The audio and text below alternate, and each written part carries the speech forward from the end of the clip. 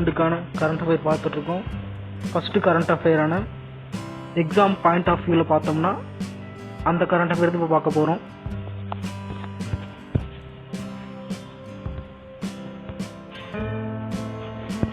அதாவது சர்வதேச புக்கர் பரிசு வென்ற கன்னட பெண் எழுத்தாளர், அதாவது லண்டனில் புக்கர் பரிசு வென்ற பானு பிரஸ்தாக் உடன் மொழிபெயர்ப்பாளர் தீபா பஸ்தி. அதாவது இவங்க என்னன்னா சர்வதேச புக்கர் பரிசு வென்றுள்ளார். எதுக்காகனா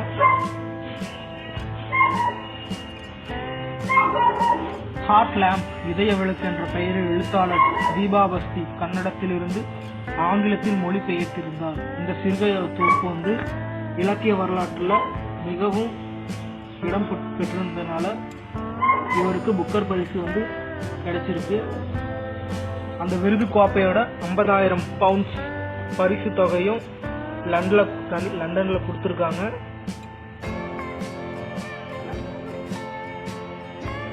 இந்த புக்கர் பரிசு கன்னடாலேயே இவங்க மட்டும் தான் ஃபர்ஸ்டா பெற்றிருக்காங்க. அந்நாட்டு முதல்வர் சீதாராமையா அவர்கள் எக்ஸ் தளத்தில் சொல்லியிருந்தாங்க. இது எதுக்கான இலக்கியத்துக்கான சர்வதேச புக்கர் பரிசு.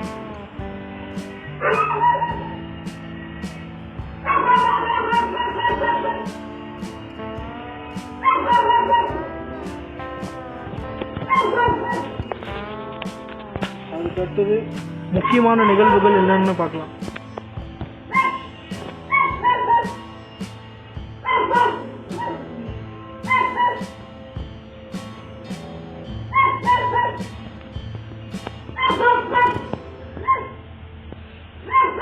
இன்னைக்கு என்னென்ன தமிழ்நாட்டில் முக்கியமான நிகழ்ச்சிகள் நடக்க போகுதுன்னா,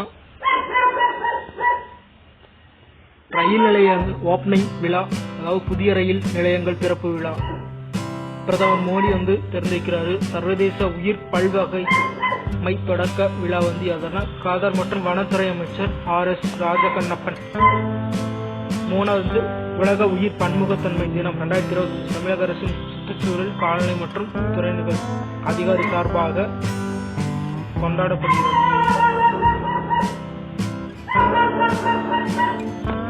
அடுத்தது இன்னைக்கு திருக்குறள் பார்த்துடலாம்.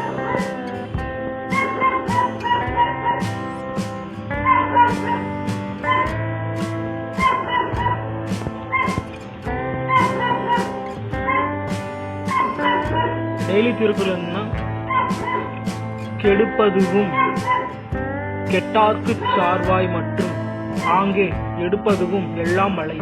அதாவது பொருள் பெய்யாமல் வாழ்வை கெடுக்க வல்லதும் மழை. மழையில்லாமல் வளம் கெட்டு நொந்தவர்க்கு துணையாய் அவ்வாறே காக்க வல்லதும் மழையாகும் என்று திருக்குறளின் 15 சொல்லியிருக்காங்க.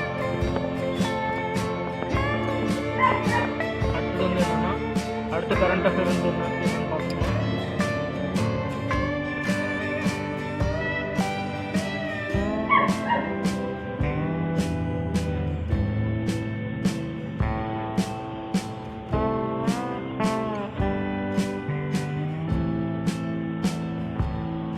குரூப் 4 அப்ளை பண்ண மே 24 வரைக்கும் கடைசி டேட் இருக்கு. அதுக்குள்ள அப்ளை பண்ணிக்கோங்க.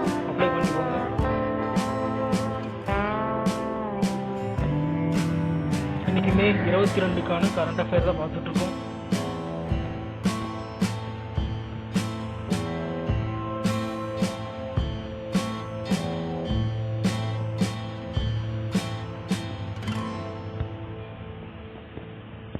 ஆந்திராவில் ரேஷன் பொருள் நேரடி விநியோகம் ஜூன் 1 முதல் ரத்துன்னு சொல்லியிருக்காங்க. 2வது இலங்கை, அதாவது இந்தியா சார்பாக இலங்கையின் புதிய தூதராக கொலன்னே விரைவில் பொறுப்பேற்பு என்று இலங்கை புதிய தூதராக அண்மையில் அந்நாட்டு அதிபர் PM கெலன்னே ஓரிரு தினங்களில் தில்லியில் பொறுப்பேற்பார் என்று தகவல் எக்ஸ்தலத்தில் பதிவிட்டிருந்தாங்க. அது மட்டும் இல்லாமல் செய்தி தொலைக்காட்சி தொடர்பாக அதுலயும் ஒளிபரப்பு செஞ்சிருந்தாங்க.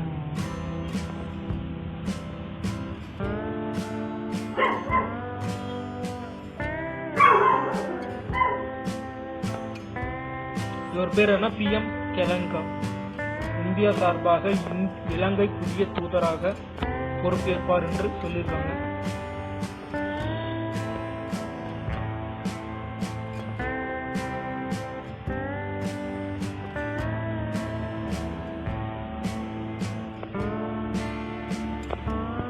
Current affair. கேரளாவில் 182 பேருக்கு கரோனா பரவியுள்ளது. மீண்டும் ட்ரெண்டிங் ஆகுது இந்த கரோனா பாதிப்பு.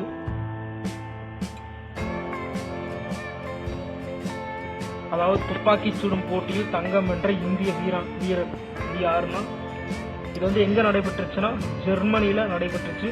இது ஜூனியர் உலக கோப்பை துப்பாக்கி சுடுதல் போட்டி என்ற சீரீஸ்ல இந்திய வீராங்கனை, இவர் பெயர் என்னன்னா கானக், இவர் தான் துப்பாக்கி சுடும் போட்டியில தங்கம் பரிசு வென்றிருக்கிறார்.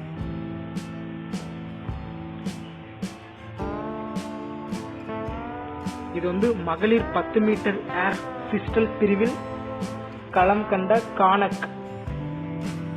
இவர் பேர் கானக். இவர் 10 மீட்டர் ஏர் பிஸ்டல் பிரிவில் இறுதி சுற்றுல 239 புள்ளிகளுடன் முதலிடம் பிடித்து சாம்பியன் ஆனார்.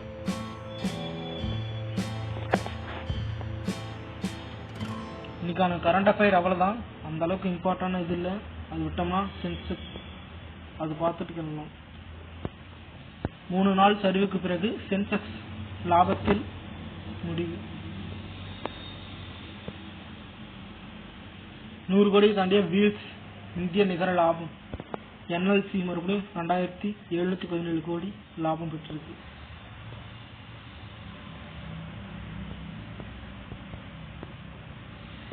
திருச்செந்தூர் கோயிலில் குடமுழுக்கு நேரம் 5 பேர் குழு முடிவெடுக்க உத்தரவு என்று திருச்செந்தூர் சுப்பிரமணிய சுவாமி கோயில் குடமுழுக்கு நேரம் தொடர்பான வழக்கில்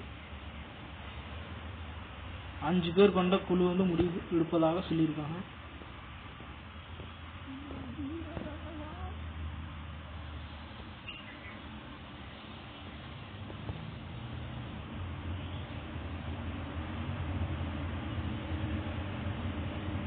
செய்தி துளிகள் தான்.